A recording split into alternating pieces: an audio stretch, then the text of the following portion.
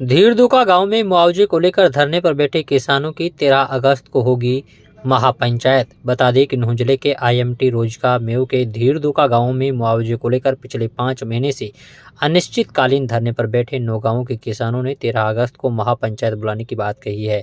किसानों ने press conference कर आज बताया कि 4 जुलाई को प्रशासन ने जो 35 दिन का समय मांगा था वो 7 अगस्त की शाम तक पूरा हो गया, लेकिन प्रशासन और सरकार की ओर से जवाब नहीं आया। ऐसे में हम लोग 13 को महापंचायत बुलाएंगे। इसमें भारतीय किसान यूनियन के बड़े नेता सहित 3 राज्यों के किसान नेता आएंगे। किसानों की मांग है कि 1600 एकड़ भूमि के मुआवजे की 750 करोड़ रुपए राशि को किसानों को दिया जाए। साथ ही किसानों से कराए एग्रीमेंट को रद्द किया जाए। मामला 2010 का है, तब IMT रोजका मेव के लिए 9 गांव खिड़ली, कंकर, महरोला, बड़ेला की कमरसिका, रोजका मेव, धीरदुका, रूपाहेड़ी, खोड़ और रेवासन के किसानों से 1600 एकड़ जमीन अधिग्रहण की गई थी। इस दौरान किसानों की जमीन को सरकार ने 25 लाख रुपए प्रति एकड़ मुआवजा देकर अधिग्रहण किया था, लेकिन इसके बाद में सरकार ने फरीदाबाद के चंदावली मचगर गांव की जमीन का अधिग्रहण कर लिया। किसानों ने कोर्ट में याचिका दायर कर अपनी जमीन को सस्ते दामों में सरकार पर लेने का आरोप लगाकर मुआवजा बढ़ाने की मांग की, जिस पर कोर्ट ने किसानों को प्रति एकड़ 2 करोड़ रुपए की राशि देने का आदेश दिया। इस दौरान जब 9 गांवों के किसानों को पता चला कि उक्त गांव के किसानों को 2 करोड़ प्रति एकड़ मिले हैं, तो उन्होंने भी सरकार से अपना बढ़ा हुआ मुआवजा मांगा। तभी से लोग सरकार से नाराज हैं, जिस पर सरकार ने किसानों से बातचीत करते हुए उनकी जमीन को 46 लाख रुपए प्रति एकड़ देने की बात कही।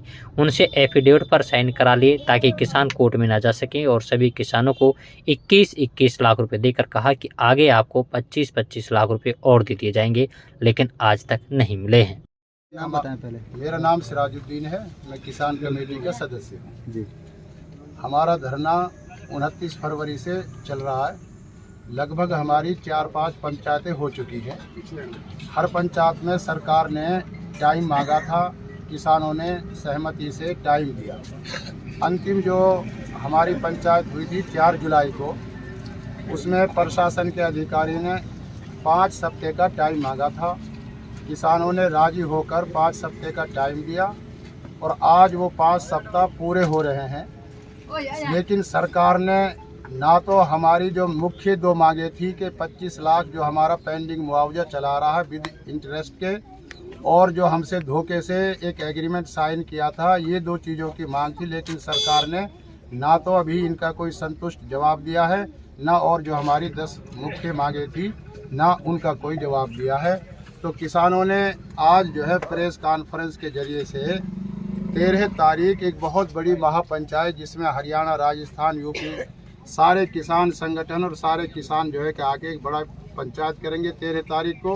और जो HSIDC का जो काम चल रहा है, रोड का, सड़क का, पाइपलाइन का, मिट्टी का, उसको जो है फ़ौरन बंद करेंगे। 1 मिनट का भी ना कोई अल्टीमेटम दिया जाएगा और ना सरकार को टाइम दिया जाएगा। कितने गांव के ये किसान हैं?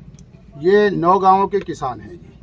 लगभग 1600 एकड़ ज़मीन ये हमारी अधिग्रहण हुई थी, और जिस टाइम ये ज़मीन अधिग्रहण हुई थी उस टाइम कांग्रेस की हुड्डा भूपेंद्र सिंह हुड्डा CM होते थे, और हमारे यहाँ के मंत्री जी चौधरी आफ्ताब अहमद होते थे।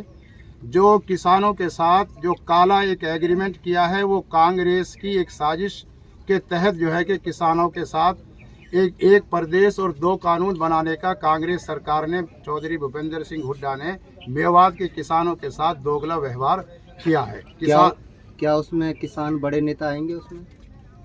इसमें भी पंचायत में हाँ, उस पंचायत में जो है राकेश टिकैत जी की भारतीय किसान यूनियन के बड़ी जो है कि नेता उसमें आएंगे। दिल्ली के और तमाम जो है कि स्टेटों से बड़े किसान नेता उस पंचायत में शिरकत करेंगे। ये पंचायत कहाँ पर रखी जाएगी? ये पंचायत अपना धीरदुका गांव में ये पंचायत रखी जाएगी।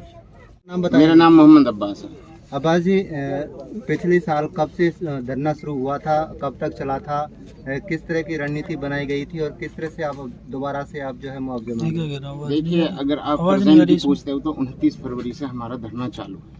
और अगर पिछली आप बात करते हो तो जब कांग्रेस का दौर था, जब कांग्रेस की सरकार थी, जब हुड्डा ने हमारे साथ में जो काला कानून थे वो हुड्डा सरकार ने बनाए थे, और किसानों के साथ एक ऐसा एग्रीमेंट साइन करा लिया जिससे कि किसान कोर्ट में भी ना जा सके। अगर इसकी सीबीआई जांच कराई जाए तो मैं तो बीजेपी सरकार से ये भी आग्रह करता हूं कि अगर इसकी सीबीआई जांच कराई जाए तो इसमें हुड्डा के साथ साथ बहुत बड़े बड़े चेहरे आएंगे जो इसमें इन्वॉल्व हैं और जिन्होंने इतना बड़ा एक गोलमाल।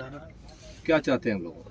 देखिए, चाहने का काम यह है जनाब, यहाँ आईएमटी का काम चल रहा है, हम भी चाहते हैं कि विकास हो, लेकिन हम उस विकास को कतई बर्दाश्त नहीं करते जो जमींदारों के हकों का हनन करके, जमींदारों का विनाश करके जो विकास किया जाए, हम ऐसे विकास को नहीं होने देंगे। हमारी मांग है जो 25 लाख रुपए हमारे बकाया हैं वो विद इंटरेस्ट के हमें मिलें, और जो हमसे काले कानून कांग्रेस सरकार ने कराए थे। और मैं तो ये भी कहना चाहूँगा, आज कांग्रेस सरकार ने एक यात्रा चला रखी है, माननीय अभी दीपेंद्र सिंह हुड्डा जी आए थे कि हरियाणा मांगे न्याय या हरियाणा मांगे जवाब, ऐसी कुछ यात्रा है। मैं इन्वाइट करता हूँ दीपेंद्र हुड्डा को, अगर वो सीएम चेहरा बनता है हरियाणा में तो वो नौगांव के बीच में आए और ओपन डिबेट हमसे करे, फिर हम उसे बताएंगे कि आप खुद अन्याय करके आप न्याय की बात करते हैं, ये दोगलापन कहाँ तक चलेगा। बिल्कुल उनकी सरासर गलत बात थी जो कि हमसे एग्रीमेंट साइन करा लिया। प्रशासन भी यहाँ पर आया था, उसने प्रशासन आया था जनाब। देखो, हम इंडियन आदमी हैं, इंडियन के हम जो कानून है, कॉन्स्टिट्यूशन है, उसकी हम पालना करते हैं, संविधान की हम कदर करते हैं। गांधीवादी तरीके से हमारा धरना चल रहा है। प्रशासन के लोग आए थे, माननीय एसडीएम साहब आए थे, तहसीलदार साहब आए थे, डीएसपी वगैरह एचएसआईडीसी के बड़े बड़े अधिकारी आए थे।